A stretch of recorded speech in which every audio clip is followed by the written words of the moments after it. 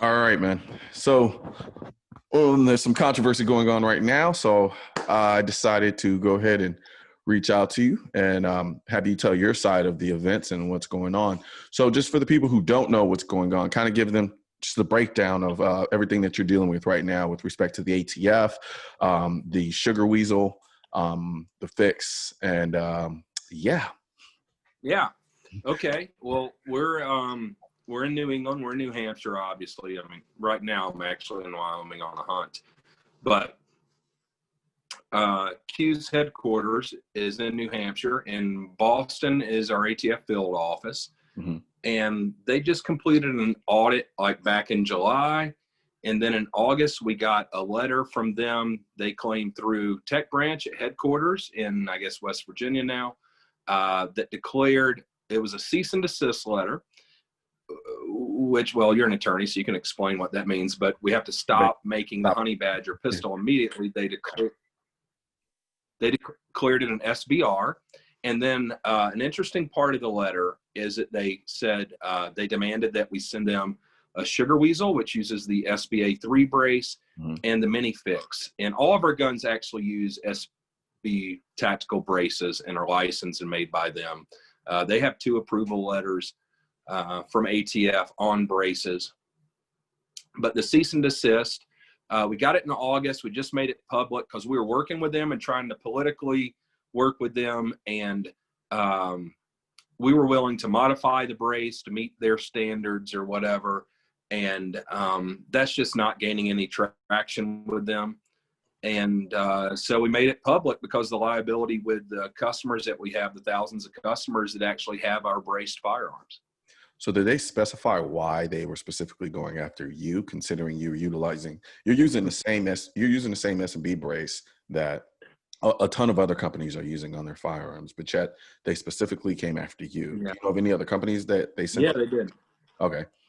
They have not sent it to any other companies as far as I know. And there's 1.2 or 1.3 million SBA 3s on the market. There's 4 million arm braces. So this is a much larger deal than the bump stock, which was estimated at 10 to 50,000 units. So it basically arbitrarily instantly makes 4 million people, including a lot of, well, you, me, and a lot of people we know, including the president's sons, felons.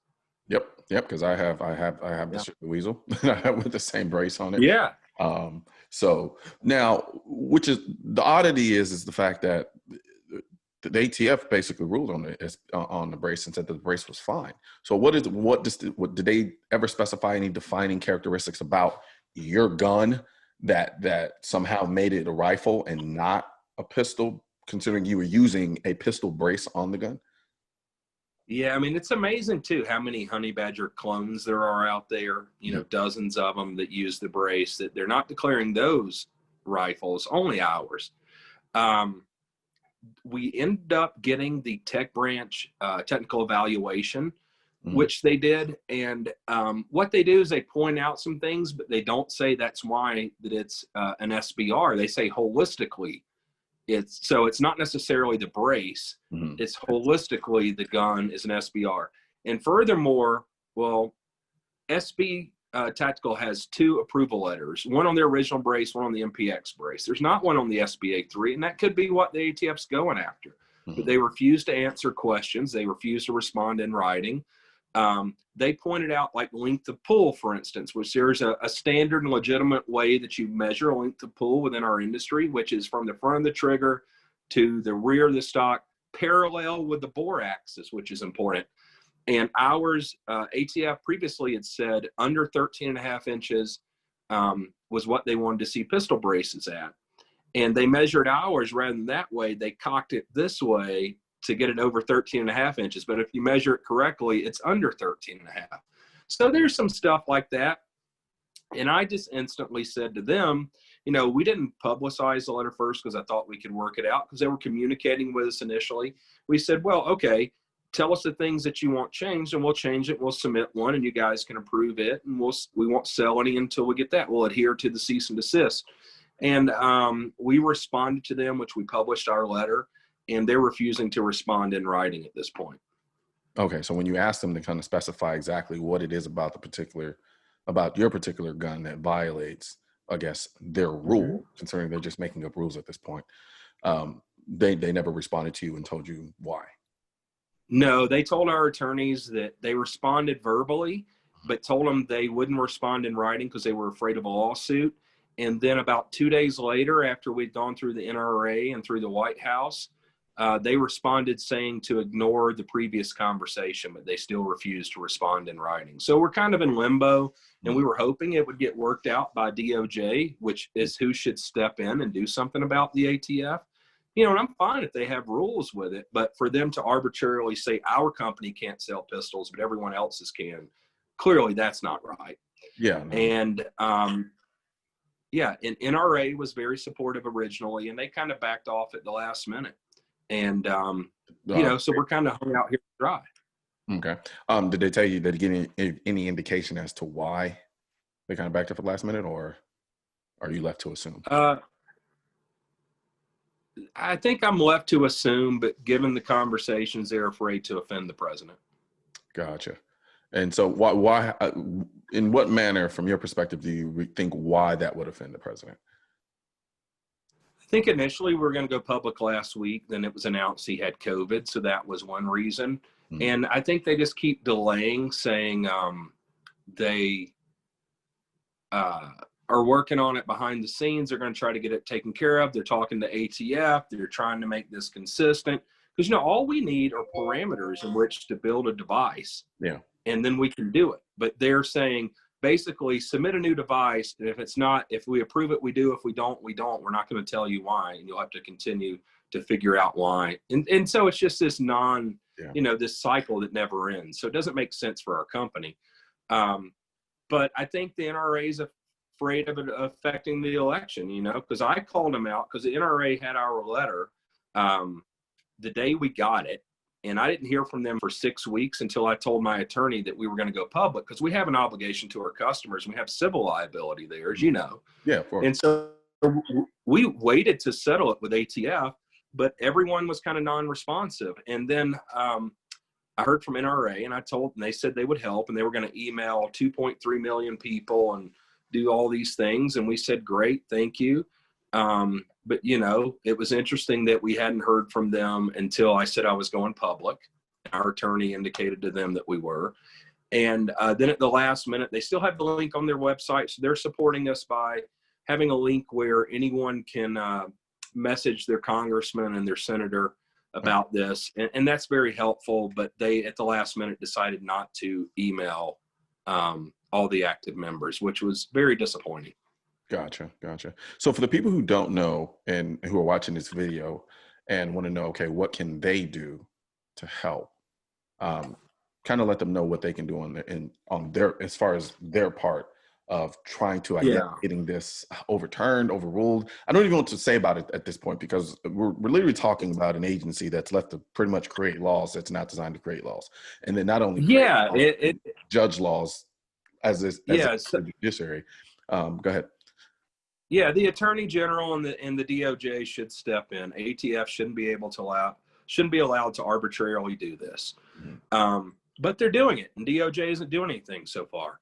But what people can do is contact the DOJ. They can go to the NRA site, which we have the link on ours, and contact the congressman and senator. I encourage people to overload NRA with emails telling them that they need to respond, because this isn't a Q problem. Yeah. This is 4 million people that are instantly felons, potentially.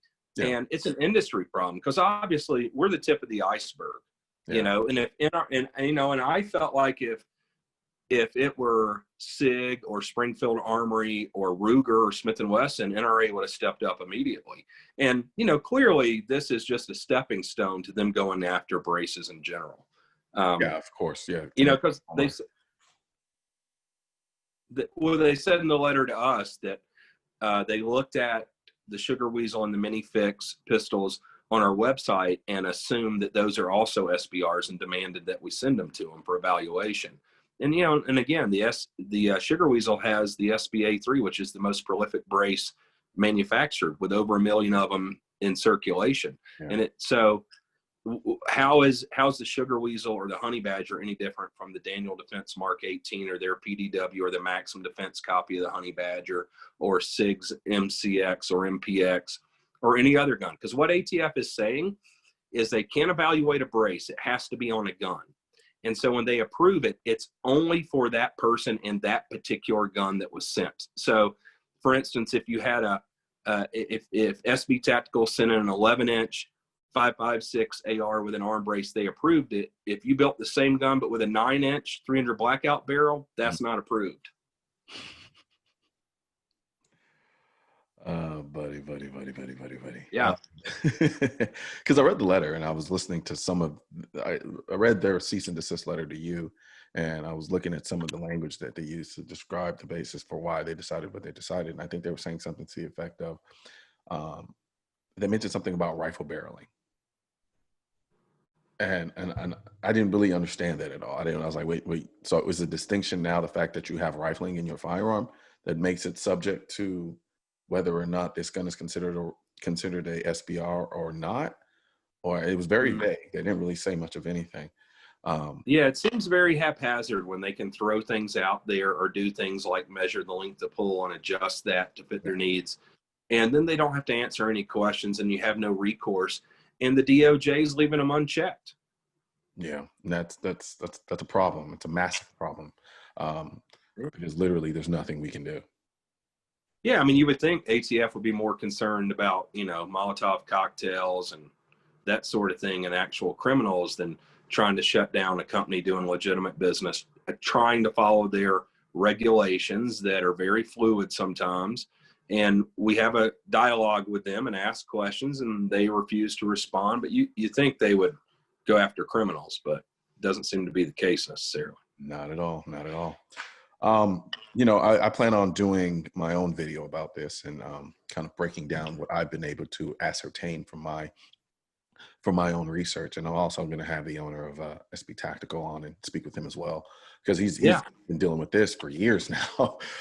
Yeah. It's one thing that we did. They have approval letters. So we license our braces from SB Tactical and they make them based on it being a bifurcated flap with Velcro. Yeah. And so ATF can't go after them because they don't make guns, because you can make any accessory. Yeah. But if you make guns and put it on there, then they can go after you, which seems to be they're going through us to get to SB Tactical, it seems. Gotcha. Okay. Well, I'm going to put all the information that you mentioned as far as what people can do in order to help. I'm going to put that in this video in the description section. Thank you. Just so that we can, stay on top of this, because it definitely concerns me, largely because, like you said, like I see you as the canary in the coal mine. Like it's just only a matter of time before they use this to start limiting our rights under not only just the brace, but every other type of firearm that we have. Because if they can do this with this particular item, they can do this with any item in any gun. And we're coming back. And I think when the NRA and the White House sort of rolled over on the bump stock, this is what you get. That was just sort of the appetizer. You got 10,000 people it affected. Nobody cares.